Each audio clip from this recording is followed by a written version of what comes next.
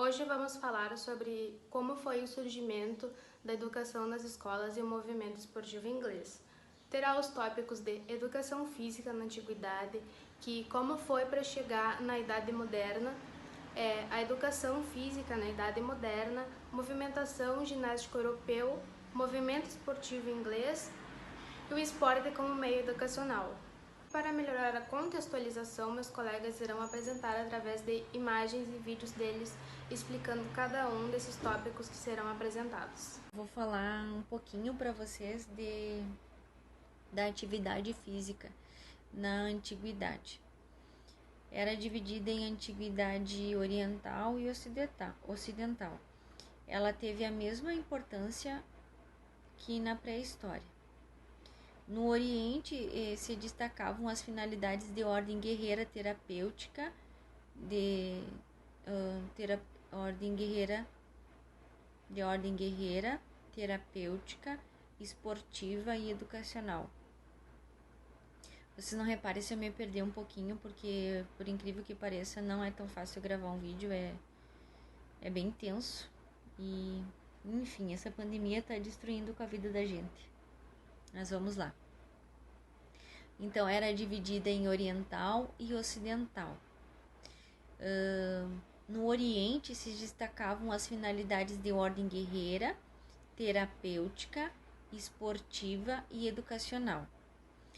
Nessa época, né, os chineses desenvolveram a preocupação em relação ao movimento humano educacional.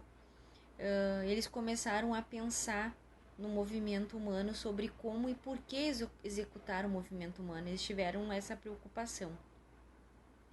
Já os indianos, eles desenvolveram o yoga, que é praticada até hoje, né? É, no caso, mais para terapia, né? Relacionada à terapêutica. Já na educação física ocidental, a gente não tem como não falar da Grécia, né? Onde tiveram origem os famosos jogos gregos, com o surgimento das cidades-estado. Temos as duas principais cidades, Atenas e Esparta. Em Atenas, a educação física teve como principal característica entender na sua integralidade que o homem é um ser que pensa, que tem sentimentos, que tem emoções, e não apenas na parte do desenvolvimento físico. Já em Esparta, peraí que eu me perdi. Já em Esparta, o povo se preocupava com a preparação militar, com as lutas, com as batalhas, deixando a integralidade de lado. Na Grécia Antiga, se preocupavam muito com o corpo perfeito, o corpo atlético. E em Roma tinha o ludus, que era uma espécie de jogo que não se importava em competir. Foi em Roma que surgiu o circo, e lá havia o Coliseu, a arena que era usada para combate de gladiadores, batalhas sangrentas, espetáculos públicos, simulações de batalhas marítimas. Lá havia a política pão e circo, no qual eram servidos uma espécie de ração para o público como um tipo de distração.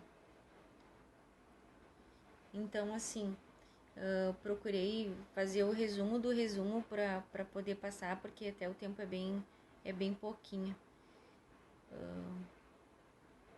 Então, assim, eu acredito que tanto na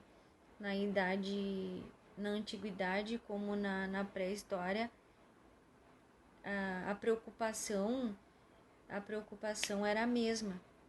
Se vocês notarem, a preocupação sempre esteve envolvida com a questão do corpo, enfim, a mente.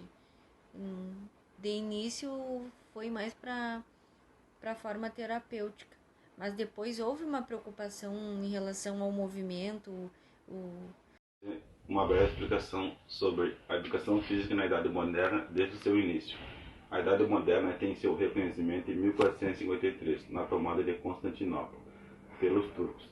Assim se reconhece a Idade Moderna. Foi uma época importante para a educação física.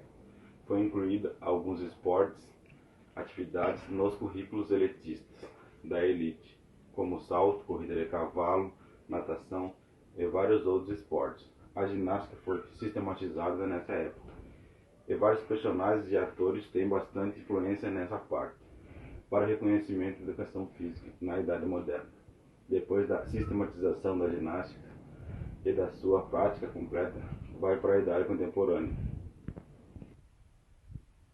A educação física na Idade Moderna é uma educação física que mistura tanto o aprendizado prático quanto o teórico, onde, em sala de aula, se ensina também sobre a teoria dos esportes e a importância da prática esportiva. Assim, os principais objetivos da educação física estão constantemente ligados à busca de saúde e do corpo saudável, onde há uma fuga constante de sedentarismo e também de alimentos que não são saudáveis. Assim, é uma educação das crianças para viver uma vida adulta saudável. O movimento ginástica europeu ocorreu no século XIX e abrangeu estilos de trabalho com a ginástica na escola, propostos pela Suécia, Inglaterra, França, Dinamarca, Austrália e Alemanha. O século XIX foi marcado pela imensa crença da ciência. A objetividade e a neutralidade foram valores que se espalharam pela sociedade e que conquistaram a confiança da população. Foram aprimorados cientificamente métodos de disciplina corporal e de trabalho com o corpo.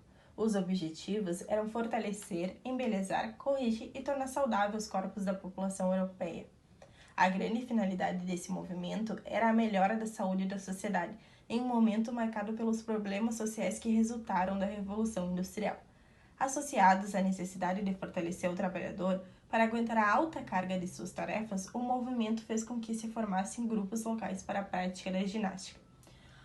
Para além de fortalecer e tornar saudáveis os trabalhadores, era preciso fazer com que esse princípio se tornassem valores a serem perpetuados. Eles passaram a ser introduzidos nas escolas.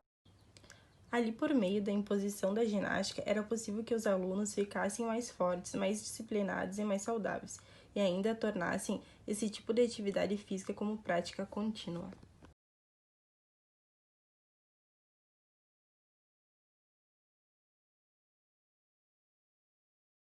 A Revolução Inglesa do século XVII deu à Inglaterra um regime parlamentarista estável, livrando-a das agitações que perturbavam a Europa continental nos séculos XVIII e XIX. A partir de 1760, a Inglaterra passou a sediar a Revolução Industrial, que ao lado da Revolução Francesa modelou a história da civilização ocidental.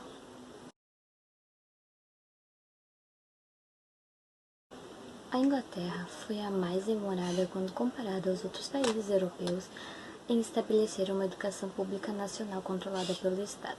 Os ingleses consideravam a educação mais como uma responsabilidade da sociedade civil do que do Estado. Só em 1876 foi introduzida a obrigatoriedade escolar.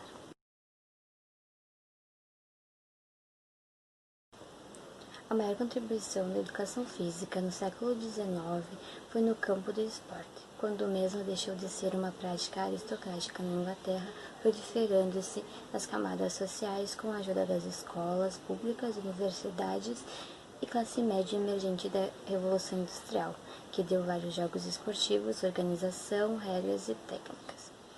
Em 1870, os trabalhadores reivindicaram o reajuste da jornada de trabalho, assim tendo mais tempo livre para a prática de esportes e lazer. O esporte foi usado na formação de lideranças porque promovia a lealdade, cooperação, autodisciplina, qualidades necessárias na administração do Império Britânico.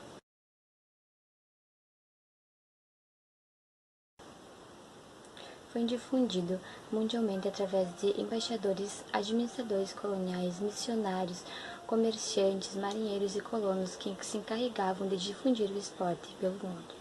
Somente no século XIX, o governo inglês adotou uma política de apoio à educação física nas escolas mantidas pelo Estado.